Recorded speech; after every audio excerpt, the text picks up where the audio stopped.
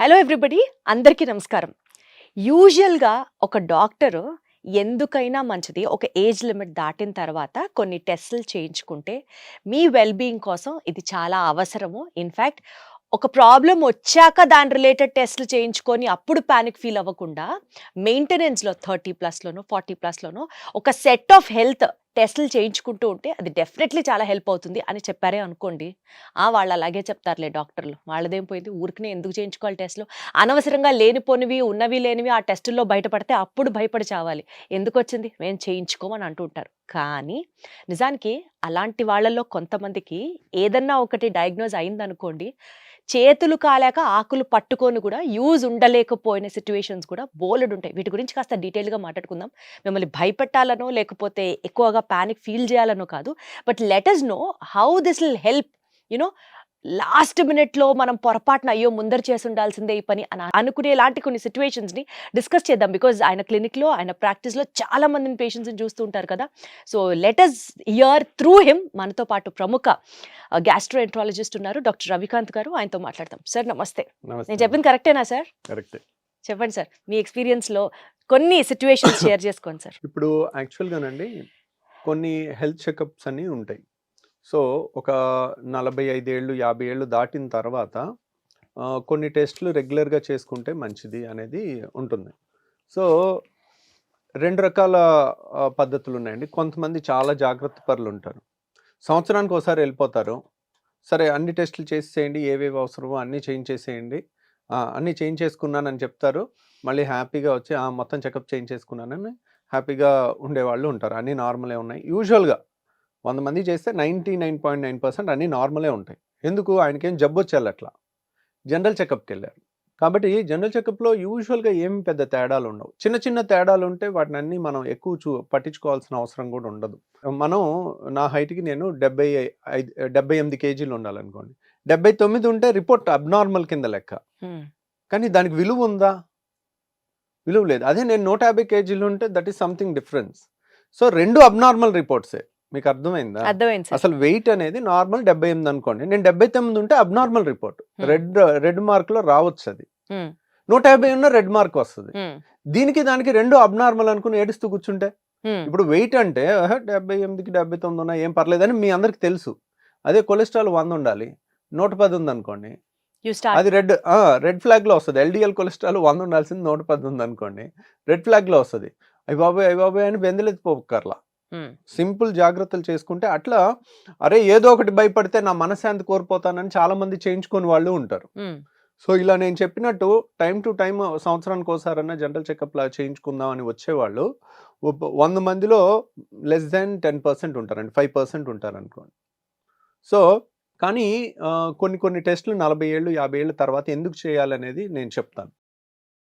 So ఒక patient ఉన్నారండి, 6 నెలల కిందకు మన దగ్గరికి వచ్చారు.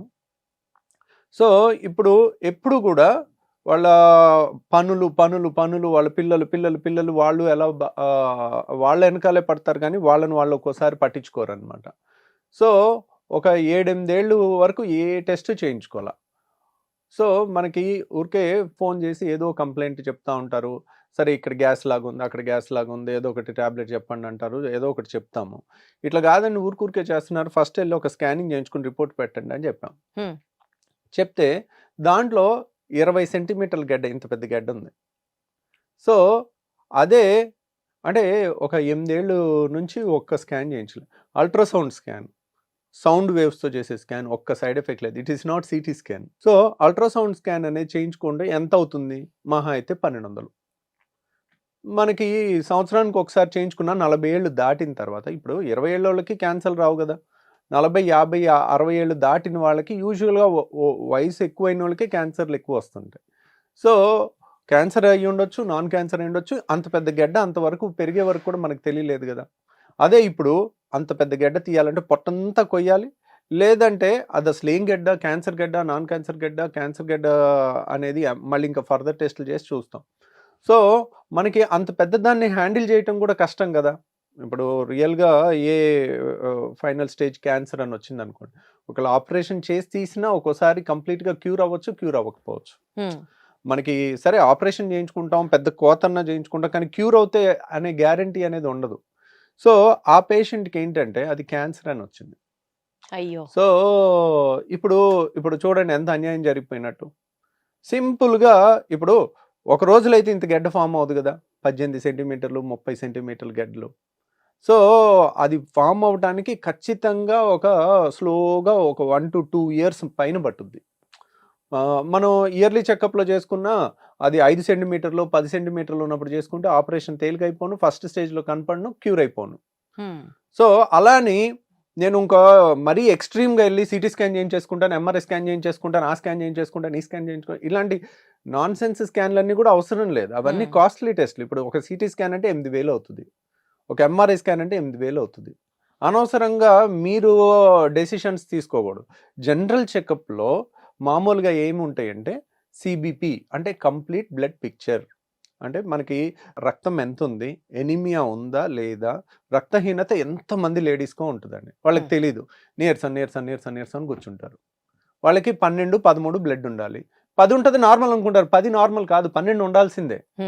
వాళ్ళకి ఆ 10 ఎందుకు ఉందని చూస్తే ఐరన్ లోపం ఉంటుంది. ఐరన్ లోపం వల్ల నీరసం నీరసం నీరసం అంటారు, పనులు సరిగ్గా చేసుకోలేరు. సో మనం దాన్ని బట్టి ఐరన్ టెస్ట్ ఒకటి చేసుకుంటాం, B12 టెస్ట్ ఒకటి చేసుకుంటాం. ఒకసారి ఇవి లోపాలు ఉన్నాయనుకోండి, వీటిని సరి చేసుకుంటే వాళ్ళకి హుషారు బాగా వస్తుంది, యాక్టివ్గా పరుగులు తీస్తూ పనులు చేసుకుంటారు. ఇంకా నెక్స్ట్ ఏం చేస్తాము, లివర్ ఫంక్షన్ టెస్ట్లు ఒక 10 ఉంటాయి. 10 కలిపి ఒక మైక్రో డ్రాప్ ఇంత చుక్కలో ఇస్తే ఒకేసారి 500 600 అవుతుంది. అది చేసుకున్నాం అనుకోండి, మనకి ఆ 10 రకాల లివర్ టెస్ట్లు వచ్చేస్తాయి. ఆ లివర్ టెస్ట్లో 99% నార్మల్ ఉంటుంది, ఓకే లివర్ సేఫ్ అని వచ్చేస్తుంది. కిడ్నీ ఫంక్షన్ టెస్ట్ అని ఉంటుంది. కిడ్నీ ఫంక్షన్ టెస్ట్లో ఏముంటుంది, క్రియాటినిన్, యూరియా, యూరిక్ యాసిడ్, ఈ 3 టెస్టులు చేసుకున్నాం అనుకోండి, అమ్మయ్య kidney test perfect. Urine test, ఇవన్నీ నేను చెప్పేవన్నీ పెద్ద కాస్ట్లీ ఉన్నాయి కాదు. కంప్లీట్ బ్లడ్ పిక్చర్ అంటే 150 రూపాయలు. అన్ని ఒక బ్లడ్ శాంపుల్లోనే అయిపోతాయి, అన్ని ఒక బ్లడ్ శాంపుల్లోనే, ఒక బ్లడ్ శాంపుల్లో అన్నీ అయిపోతాయి. తర్వాత ఫాస్టింగ్లో వెళ్ళి కొలెస్ట్రాల్ ఇచ్చేసాం అనుకోండి, 40-50 ఏళ్ళు దాటిన వాళ్ళు లిపిడ్ ప్రొఫైల్ ఒకటి చేసాం అనుకోండి, అవి దాంట్లో LDL కొలెస్ట్రాల్ ఎంత ఉందనేది చూసుకోవాలి, 100 లోపు ఉండాలి, అదొకటి చూసుకుంటారు. తర్వాత షుగర్ ఉందా, తర్వాత బీపీ చెకప్ ఒకసారి చేసుకుంటాం. బీపీ అనేది మనకు రూపాయి ఖర్చు లేదు, అది అలాగే ఎక్కడికి వెళ్ళినా చేసుకోవచ్చు, ఇంట్లో అయినా బీపీ మిషన్ పెట్టుకుని చేసుకోవచ్చు. సో లివరు, కిడ్నీ, సిబిపి చేసుకున్నాము, CBP, LFT, RFT, liver function test, kidney function test. తర్వాత కాల్షియం టెస్ట్ ఒకటి చేస్తాం. కొంతమందికి కాల్షియం తక్కువ ఉన్న ప్రాబ్లమే, ఎక్కువ ఉన్న ప్రాబ్లమే, కాబట్టి కాల్షియము, సోడియం, పొటాషియం ఎలక్ట్రోలైట్స్ అంటారు, ఇవి చేస్తాము. ఇంకింతే. ఇవి చాలా వరకు ముఖ్యమైన blood test, core of the blood test. ఇవి చూసుకుంటే చాలండి. తర్వాత స్కానింగ్ ఒకసారి ఏంటి, యూరిన్ టెస్ట్ ఒకటి చేస్తాం. యూరిన్లో కొంతమందికి గ్లూకోజ్ పోతుందా, కొంతమందికి వేరే ఏమన్నా ఉన్నాయా, చిన్న ఎర్లీ స్టేజ్లోనే తెలుస్తుంది. మైక్రో ఆల్బుమిన్ అని చేసాం అనుకోండి, యూరిన్ మైక్రో ఆల్బుమిన్ టెస్ట్ చేసుకుంటే మనకు ఒక 4-5 ఏళ్ల తర్వాత కిడ్నీలు ఫెయిల్ అవుతాయా, 10 ఏళ్ల తర్వాత ఫెయిల్ అవుతాయా అనేది కూడా మనం అంచనా వేయచ్చు. సో ఇది కూడా మంచి టెస్ట్ అనమాట, యూరిన్ మైక్రో ఆల్బుమిన్ అనేది. ఇది కూడా జనరల్ చెకప్లో పెట్టుకోవాల్సింది. తర్వాత ఇంకా నెక్స్ట్ ఏముంది, అల్ట్రాసౌండ్ స్కానింగ్, సింపుల్ స్కానింగ్ 1200 రూపాయలు. ఇలాంటివి ఏదన్నా క్యాన్సర్లు కానీ, గడ్డలు కానీ, సిస్ట్లు కానీ, పొట్టలో ఏది ఉన్నా పొట్ట మొత్తం స్కానింగ్ అయిపోతుంది. పొట్టలో ఎన్ని అవయవాలు ఉంటాయి చెప్పండి, ఇటు లివర్ ఉంటుంది, లివర్ కనపడుతుంది, ఇటువైపు స్ప్లీన్ ఉంటుంది, స్ప్లీన్ కనపడుతుంది. పేగులు అంత పర్ఫెక్ట్గా కనపడకపోయినా అల్ట్రాసౌండ్ స్కాన్లో ఏదైనా పెద్ద పెద్ద గడ్డలు అలాంటివి ఉంటే కనపడతాయి. తర్వాత గర్భసంచి కనపడుతుంది, యూరిన్ బ్లాడర్ కనపడుతుంది, తర్వాత 2 కిడ్నీలు కనపడతాయి. సో మనకు పొట్టలో చాలా వరకు సింపుల్గా అయిపోతాయి. సో అదే అల్ట్రాసౌండ్ స్కాన్ బ్రెయిన్కి చేయలేము, ఎందుకు, ఎముక ఉంటుంది కదా, ఎముక లోపలిది కనపడదు సౌండ్ స్కాన్లో, అది సిటీ స్కాన్లోనే కనపడుతుంది. అట్లా ఈ అల్ట్రాసౌండ్ స్కాన్ ఇవన్నీ కలుపుకుంటే ఎంత అవుతుంది, ఒక 4,000లో చాలా వరకు జనరల్ చెకప్లో చేయాల్సిన మోర్ ఇంపార్టెంట్ టెస్ట్లు 90% ఆఫ్ ద సేఫ్టీ ప్రివెంటివ్ టెస్ట్లు అన్నీ అయిపోతాయి. సో అలా చేసుకుంటే చాలు, ఇంకా అంతకు మించి వెళ్ళకపోతే ఇది సంవత్సరానికి ఒకసారి 40-45 ఏళ్ళు దాటిన వాళ్ళు ఒకసారి చేసుకుంటే ఏదన్నా వచ్చినా ఎర్లీ స్టేజ్ లో వాళ్ళు డిటెక్ట్ చేయడానికి చేస్తే సరిపోతుంది, కొంత జాగ్రత్త. సరే, ఇప్పుడు మీరు చెప్పినట్లుగా ఆ పేషెంట్ కి క్యాన్సర్ గడ్డ అన్నారు కదా, అలా క్యాన్సర్ కి సంబంధించిన స్క్రీనింగ్ టెస్టులు చేసుకోవడానికి రైట్ ఏజ్ ఎప్పటి నుంచి అండి? ఒక్కొక్క క్యాన్సర్ కి ఒక్కొక్క స్క్రీనింగ్ టెస్ట్ ఉంటుందండి. ఇప్పుడు ఫ్యామిలీలో మదర్కో, పిన్నికో, అత్తకో, మేనత్తకో, పిన్నికో రొమ్ము క్యాన్సర్ ఉందనుకోండి, సో ఆ లేడీస్ 50 ఏళ్ళు దాటిన తర్వాత ప్రతి 5 ఏళ్ళకి మ్యామోగ్రామ్ టెస్ట్ చేస్తారు. 50 దాటాక. ప్లస్ అన్నిటికన్నా బెస్ట్, మనకి మోస్ట్ వాల్యుబుల్ థింగ్, ఇంక ఇది లేకపోతే మనం బతకలేము అనేవన్నీ కూడా ఫ్రీగా దొరుకుతాయి మనిషికి.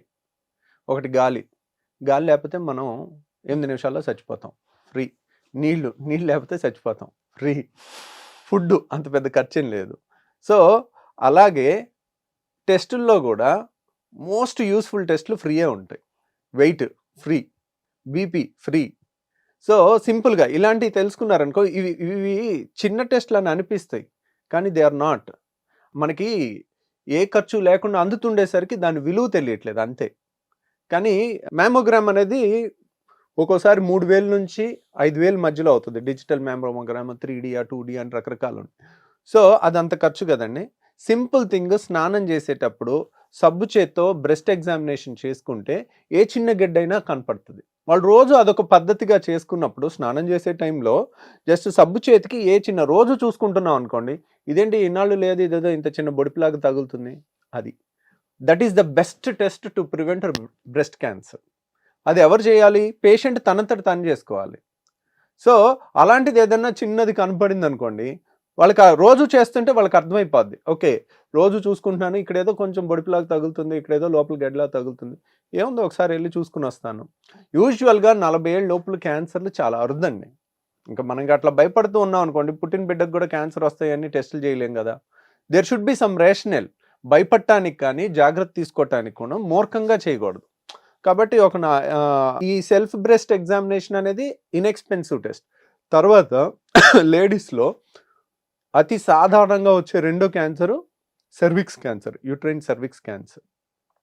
అది దానికి సెర్వారిక్స్ అనే ఇంజెక్షన్ వచ్చేసింది. అంటే మనకి ప్రివెన్షన్, అంటే వ్యాక్సిన్ వచ్చింది. అది వ్యాక్సిన్ ఆల్మోస్ట్ స్కూల్ గోయింగ్ పిల్లలకి 18 ఏళ్ళు లోపల ఇచ్చేస్తే ఇంకా వాళ్ళకి రాదు. సో అది ప్రివెన్షన్. ఒకవేళ అది చిన్నప్పుడు ఇవ్వలేదు అనుకోండి, ఇప్పుడైనా తీసుకోవటం ఒక పద్ధతి, కొంత ప్రొటెక్షన్ ఉంటుంది. రెండో ప్రొటెక్షన్ ఏంటంటే ప్యాప్స్మియర్. ప్యాప్స్మియర్ అనే టెస్ట్ చేస్తే మన అదృష్టం కొద్దీ సర్వైకల్ క్యాన్సర్ చాలా భయంకరమైన క్యాన్సర్ అయినప్పటికీ కూడా ఇలా ఒక 6 నెలల్లోనో సంవత్సరంలోనో వచ్చేది. అది స్లోగా ఒక 3, 4, 5 ఏళ్లలో వస్తుంది. కాబట్టి 40 ఏళ్ళు దాటిన వాళ్ళు ప్యాప్స్మియర్ చేయించుకున్నారనుకోండి, ప్యాప్స్మియర్లో కొన్ని కణాలు క్యాన్సర్ కింద మారుతున్నాయి అని వస్తుంది. ఇప్పుడు క్యాన్సర్ కాని కణాలు ఉంటాయి, క్యాన్సర్కి మారిపోయిన కణాలు ఉంటాయి, మధ్యలో ఇంటర్మీడియట్ కణాలు, అలా స్టేజ్ వైజ్ వెళ్తుంది క్యాన్సర్. కాబట్టి ప్యాప్స్మియర్ చేసుకున్నాం అనుకోండి, ప్యాప్స్మియర్లో తేడా సెల్స్ కనపడినాయి అనుకోండి, ఓకే ఎర్లీ స్టేజ్ లో. ఎందుకు? అది కనపడిన తర్వాత ఇంకో 5-10 ఏళ్ళు టైం ఉంటుంది మనకి, అది కంప్లీట్ క్యాన్సర్ స్టేజ్ లో అయితే మనం క్యూర్ చేసేసుకోవచ్చు. ఇప్పుడు ప్యాప్స్మియర్ లో తేడా ఉంది అనుకోండి, దాంట్లో గర్భసంచి ఆపరేషన్ చేసుకుని ఫర్దర్ గా లోపలంతా క్లీన్ చేసుకుని చూసుకుని కొద్ది క్యాన్సర్ ఉన్నా దాన్ని కంప్లీట్ గా తీసేయచ్చు అనమాట. సో ఎర్లీ స్టేజ్ లో చేస్తాం కదా, ఏ ప్రాబ్లం ఉండదు. ఇప్పుడు అదే ఇంకా కొన్ని క్యాన్సర్స్ ఉన్నాయి. ఇప్పుడు టెక్స్ట్ బుక్ గైడ్ లైన్స్ అని గూగుల్లో చూసుకుని చేసుకుంటే అన్నీ కరెక్ట్ తెలియదు. ఫర్ ఎగ్జాంపుల్ చెప్తాను, అమెరికాలో ఆర్ యూరోప్లో 50 ఏళ్ళు దాటిన ప్రతి ఒక్కరికి 5 ఏళ్ళకి 10 ఏళ్ళకి ఒకసారి కొలనోస్కోపీ చేయాలి. అంటే 20 కోట్ల మందికి లో ముసలోళ్ళు ఆల్మోస్ట్ 50 ఏళ్ళు దాటిన వాళ్ళు 20 కోట్ల ఒక 5 కోట్లు 3 కోట్లు ఉన్నారనుకోండి, 3 కోట్ల మందికి ప్రతి సంవత్సరం ప్రతి 5 ఏళ్ళకి కొలనోస్కోపీ అంటే అసలు ఎన్ని టెస్టులు చేయాలో. మన ఇండియాలో ఆ గైడ్ లైన్ లేదు. ఎందుకని? మన ఇండియాలో కోలన్ పెద్దపై క్యాన్సర్ తక్కువ, అమెరికాలో 30 రెట్లు ఎక్కువ మనకన్నా. అంటే వాళ్ళు ఎక్కువ జంక్ తింటారు కదా సార్. అదే వాళ్ళ ఫుడ్. మనది ఫస్ట్ నుంచి వెజిటేరియన్ డైట్, ఆ జీన్స్ వల్ల అయి ఉండొచ్చు మోస్ట్లీ. సో కాబట్టి అక్కడ వెజిటేరియన్ తిన్నప్పటికీ కూడా వాళ్ళ జెనెటిక్ గా కూడా వాళ్ళకి ఆ ప్రెడిస్పోజిషన్ ఉంది. కొన్ని క్యాన్సర్లు కొన్ని దేశాల్లో ఎక్కువ ఉంటాయి. ఇప్పుడు మీరు అమెరికా, యూరోప్ తీసుకున్నారు అనుకోండి, పెద్దపై క్యాన్సర్ చాలా కామన్. అందుకని వాళ్ళకి అందరికీ కొలనోస్కోపీ 50 ఏళ్ళు దాటిన తర్వాత వాళ్ళు కొలనోస్కోపీ చేయించుకోలేదనుకోండి, వాళ్ళు ఇన్సూరెన్స్ డిఫాల్టర్ అవుతారు. సో మీరు 10 ఏళ్లలో చేయాల్సిన కొలనోస్కోపీ చేయలేదు, మీరు మీ హెల్త్ని మీరు సరిగ్గా చూసుకోలేదు కాబట్టి, మేము ఫ్రీగా ఇచ్చే టెస్ట్ కూడా మీరు చేసుకోలేదు కాబట్టి మీకు ఇన్సూరెన్స్ ప్రీమియం పెంచుతున్నాం, ఇప్పుడు మీకు క్యాన్సర్ వస్తే మేము ఎందుకు కట్టాలన్నట్టుగా స్ట్రిక్ట్ రూల్స్ ఉంటుంది.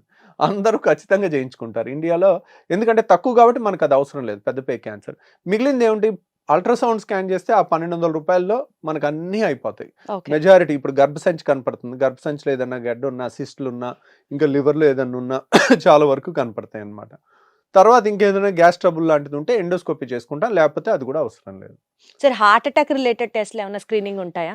హార్ట్ అటాక్ కి ఈసీజీ చేస్తామండి. ఇప్పుడు ఏజ్ తర్వాత చేయించుకోవాలి సార్? ఈసీజీ అనేది యూజువల్ గా హార్ట్ అటాక్ కి రిస్క్ ఫ్యాక్టర్స్ 6 ఉన్నాయండి. ఈ 6 ఉంటే మనం రెగ్యులర్ గా చేసుకోవాలి. ఇప్పుడు ఎవరికి వస్తుంది హార్ట్ అటాక్? ఫస్ట్ ఏజ్ ఎక్కువ ఉన్న వాళ్ళకి వస్తుంది, చిన్నోళ్ళకి రాదు, తక్కువ. ఓకేనా? నెంబర్ 1 ఏజ్ ఎక్కువ ఉండాలి. ఏజ్తో పాటు వచ్చే చేంజెస్ ఏంటి? Sugar, BP, cholesterol. ఈ 3 ఉంటే మనకి ఈ 3 ఏజ్తో పాటు వస్తాయి, కొంతమందికి ముందు కూడా వస్తాయి. ఈ 3 ఉంటే 4 పాయింట్లు. ఇవి ఉంటే మనకి హార్ట్ అటాక్ రిస్క్ పెరుగుతుంది. ఇంకేంటి? ఒబిసిటీ 5. తర్వాత జెనెటిక్స్. మన ఫ్యామిలీలో ఎవరికన్నా ఎర్లీ ఏజ్లో 40 ఏళ్ళకి 50 ఏళ్ళకి మన నాన్నగారికి హార్ట్ అటాక్ వచ్చింది అనుకోండి, దట్స్ ఎ రెడ్ ఫ్లాగ్. వాళ్ళు ఎప్పుడు టోస్ మీద ఉండాలి. వాళ్ళ ఫ్యామిలీలో పిల్లలకు కూడా 40 ఏళ్ళకి వచ్చే అవకాశం ఉంటుంది. అలర్ట్గా ఉండాలి ఎప్పటికప్పుడు. ఈసీజీలో అంటే post 25, post 30 annually once checkup చేయించుకోవడాలు అట్లా ఏమన్నా ఉన్నాయా? లేదండి, అసలు అలా లేనే లేదు. అలా ఇక 25 ఏళ్ళకి 30 ఏళ్ళకి. ఇంకొకటి అతి ముఖ్యమైన రిస్క్ ఫ్యాక్టర్ 6 చెప్పాను కదా ఇప్పుడు. ఏజ్, షుగర్, బీపీ, కొలెస్ట్రాల్, తర్వాత ఒబిసిటీ, తర్వాత జెనెటిక్స్ అంటే ఫ్యామిలీలో ఎవరికన్నా ఉందా లేదా, అంటే యంగ్ ఏజ్లో. మన సపోజ్ మీ ఫాదర్కి 85 ఏళ్ళకి హార్ట్ అటాక్ వచ్చింది అనుకోండి, it doesn't make any sense. తనకి 55 ఏళ్ళకి 50కి 49కి వచ్చింది అనుకోండి, మనం జాగ్రత్తగా ఉండాలి. అట్లా అనమాట. పక్షవాతం వచ్చిన అట్లా అన్ని ఇప్పుడు ఇంకా అన్నిటికన్నా భయంకరమైన రిస్క్ ఫ్యాక్టరు మనం వద్దు అనుకుంటే ఈ క్షణం తీసేసేది స్మోకింగ్. యంగ్స్టర్స్లో హార్ట్ అటాక్ వచ్చేది స్మోకర్స్లో ఎక్కువ వస్తుంది. ఓకే. మీరు జెనెటిక్స్లో వచ్చేది దానికన్నా స్మోకింగ్ వల్ల వచ్చేది చాలా ఎక్కువ. ఫస్ట్ 40 ఏళ్ళకి హార్ట్ అటాక్ వచ్చింది అనగానే ఫస్ట్ అడిగే క్వశ్చన్ స్మోక్ చేస్తారా? స్మోకింగ్ ఈ 6 రిస్క్ ఫ్యాక్టర్లు ఎంత డేంజరో అంతకన్నా 10 times రిస్క్ అనమాట. సో మనం ఈరోజు మన ఏజ్ని మనం ఇర్రివర్సిబుల్, దాన్ని చేయలేం కదా. 70 ఏళ్ళ మనిషిని 20 ఏళ్ళు చేయలేము, దాన్ని మార్చలేము. స్మోకింగ్ ఈరోజు స్మోకర్ అయితే మరుసటి రోజు నాన్ స్మోకర్ కింద మారిపోవచ్చు.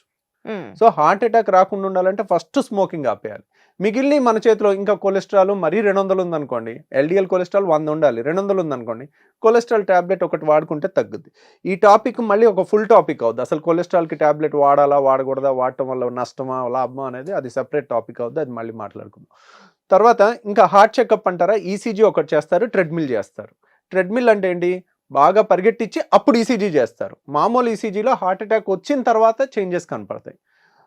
రాకుండా ముందే ఎక్కడన్నా బ్లాక్ ఉందనుకోండి, పరిగెట్టినప్పుడు ఈసీజీ చేస్తే మనకి దాంట్లో కొన్ని చేంజెస్ కనపడతాయి. అంటే ఒక 5 ఏళ్ళకో 3 ఏళ్ళ తర్వాత వచ్చే హార్ట్ అటాక్ పరిగెట్టినప్పుడు మనకి ఆ చేంజెస్ ఈసీజీలో కనపడతాయి.